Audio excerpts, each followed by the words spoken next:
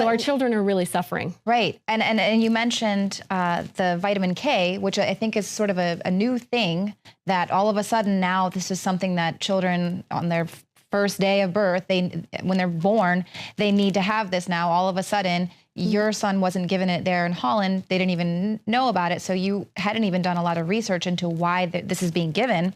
But it was interesting here because Rob Dew, our producer, he just had his fourth child, a little girl. And so they wanted to give this vitamin K. And he said, well, talk to me about it. I want to read the inserts.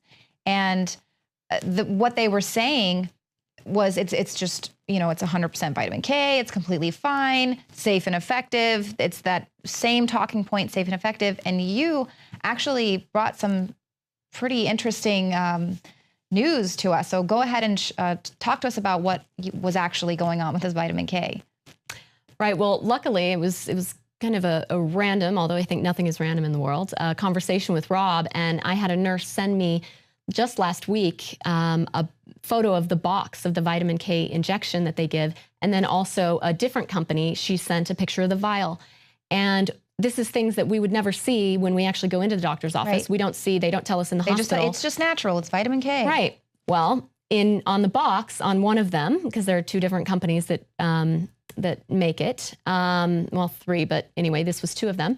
The main active ingredient is polysorbate 80, and there are strong links to infertility, to autoimmune issues. Polysorbate 80 is banned in a lot of countries, especially in injectables.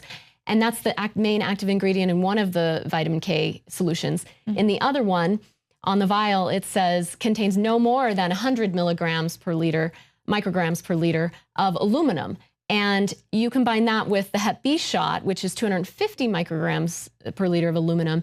On day one, our children are getting 350 grams, and if not more. And this is just unheard of. It blows my mind because aluminum has no place in our body. It's a known neurotoxin. It's a heavy metal. It's incredibly difficult to detox from.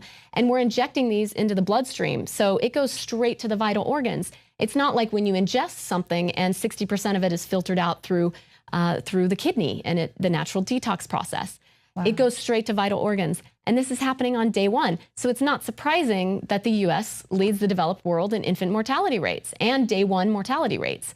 And we seem to think that we have, the best healthcare protocol in the world, and you're not seeing these type of things in other countries. And people need to start questioning this, because what I've really learned doing my research is this is all about profit. It's not about our health. I mean, how can we believe that it's about our health when we have the sickest children? We have the sickest generation of children in our country at the moment.